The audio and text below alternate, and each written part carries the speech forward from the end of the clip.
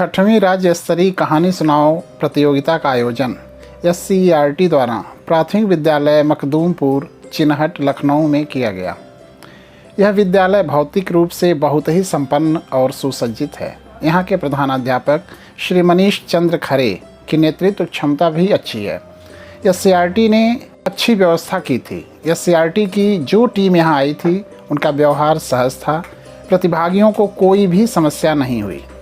इस बार कहानी का विषय था एक भारत श्रेष्ठ भारत की संकल्पना के संदर्भ में भारतीय लोक कथाएँ थीम पर कोई लोक कथा सुनानी थी जो अपने देश से संबंधित हो तथा इसके लिए अधिकतम 5 मिनट का समय निर्धारित किया गया था। मैंने पृथ्वीराज चौहान द्वारा मोहम्मद गोरी को शब्द भेदी बाण से मारने की प्रचलित लोक कथा प्रस्तुत किया। आपके लिए मैं अपनी कहानी फिर से सुना रहा हूँ। नमस्कार, मैं राजेश कुमार, सहायक अध्यापक, कंपोजिट पूर्व माध्यमिक विद्यालय कलानी बुजुर्ग, विकास खंड पिपरौली, जनपद गोरखपुर। सम्राट पृथ्वीराज चौहान के जीवन में जितना इतिहास है, लोक कथाएँ भी उससे कम नहीं हैं। इतिहास बिरले ही बनाते हैं। पन्ना इतिहास का सुर्खियों से भरा, निज वतन की सुरक्षा में जो अड़ गया, दास्तां उसके जीवन की जीवंत है, झंडा जिसकी विजय का अजेय गड़ गया। तराइन के युद्ध ने पूरे जमाने को झकझोर कर रख दिया। 17 बार हार कर भी मोहम्मद गोरी हार नहीं माना। 1191 के तराइन के पहले युद्ध में पृथ्वीराज चौहान ने मोहम्मद गोरी को बुरी तरह हराया था। लेकिन अभी भी मोहम्मद गोरी की अंतर्ज्वाला शांत नहीं हुई थी। वह कहता था, बार बार प्रयास करने से सफलता अवश्य मिलती है। और 1192 में मोहम्मद गोरी और पृथ्वीराज चौहान तराइन के उसी मैदान में फिर आमने सामने थे। जोश और जज्बे में पृथ्वीराज चौहान तराइन के मैदान की ओर कूच करते हैं। पृथ्वीराज चौहान की आंखों से अंगार बरस रहे थे। वे प्रण करते हैं, इस बार मुद्दई को जान से मारेंगे। लेकिन आंतरिक कलह और बाहरी कलह में बड़ा अंतर होता है। इस युद्ध में पृथ्वीराज चौहान के साथ भीतरघात हो जाता है। कुछ अपने ही लोगों ने दुश्मन के हाथों अपना ईमान बेच दिया, जिन्हें इतिहास में जयचंद कहा जाता है। ये जयचंद यदि आज भी आपकी फौज में हैं, आपकी टोली में हैं, आपके परिवार में हैं, तो हार निश्चित है। दुनिया की कोई भी ताकत आपको हारने से नहीं बचा सकती। इन्हीं जयचंदों के कारण पृथ्वीराज चौहान की हार हुई। मोहम्मद गोरी ने पृथ्वीराज चौहान को बंदी बना लिया। एक हारा हुआ योद्धा ऐसे दुश्मन की कैद में है जो योद्धा का सम्मान करना नहीं जानता। मोहम्मद गोरी बंदी चौहान को लेकर अपने देश गजनी लौट जाता है। पृथ्वीराज चौहान को असीम यातनाएं देता है और उनकी दोनों आंखें निकलवा लेता है। एक दिन मोहम्मद गोरी पृथ्वीराज चौहान को फांसी देने का ऐलान कर देता है।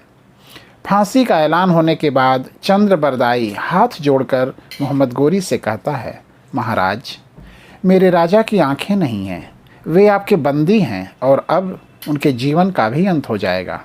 उनके जीवन के साथ ही शब्द भेदी बाण चलाने की एक अद्भुत कला का भी अंत हो जाएगा। पृथ्वीराज चौहान के पास शब्दों के आधार पर अचूक बाण चलाने की क्षमता है।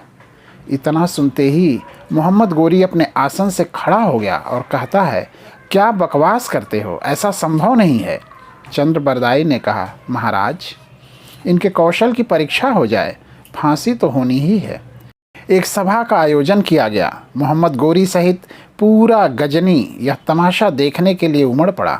सभा के बीच में अंधे पृथ्वीराज को धनुष बाण के साथ खड़ा कर दिया गया। पृथ्वीराज तरकस से बाण निकालकर धनुष पर चढ़ाते हैं। उन्हें बताया गया कि निशाना कहाँ लगाना है। खड़ा आखिरी पंजे पर चौहान जान की बाजी ले, पता नहीं किस ओर छूटेगा बाण जान की बाजी ले। चंद्रबरदाई के सीने में प्रतिशोध की ज्वाला धधक रही थी। बाण चलाने का आदेश होने पर चंद्रबरदाई एक कविता कहते हैं। इस कविता में वह पृथ्वीराज चौहान को उनका अंजाम बताते हैं। 4 बांस 24 गज अंगुल अष्ट प्रमाण, ता ऊपर सुल्तान है मत चूको चौहान। पृथ्वीराज शून्य की भांति खड़े रहे, उनके ऊपर कोई असर नहीं हुआ। चंद्रबरदाई फिर बोले, 4 बांस 24 गज अंगुल अष्ट प्रमाण, ता ऊपर सुल्तान है मत चूको चौहान। पृथ्वीराज फिर जैसे थे वैसे ही खड़े रहे। तब तक गुस्से से आग बबूला होकर मोहम्मद गोरी बोला, अय राजा के टुकड़ों पर जीने वाले कवि, ऐसी निराधार बातों से तूने मेरा समय खराब किया है, भरी सभा में मेरा अपमान किया है। इसकी क्या हैसियत है कि यह बाण चलाएगा। मोहम्मद गोरी के बोले गए शब्द ज्यों पृथ्वीराज के कानों में पड़े। पृथ्वीराज चौहान ने शब्द भेदी बाण छोड़ दिया, जो मोहम्मद गोरी के सीने को चीरता हुआ पार निकल गया। विज्ञान चाहे जितनी तरक्की कर ले, लेकिन अगले क्षण क्या होने वाला है, विधि का यह विधान समझना असंभव है। मोहम्मद गोरी का अंत होते ही पूरी फौज चंद्रबरदाई को पकड़ने के लिए दौड़ती है।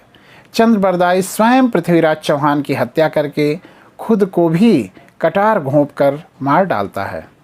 इस तरह देशभक्ति से भरे हुए स्वामी भक्त कवि की सहायता से मोहम्मद गोरी का अंत हो गया।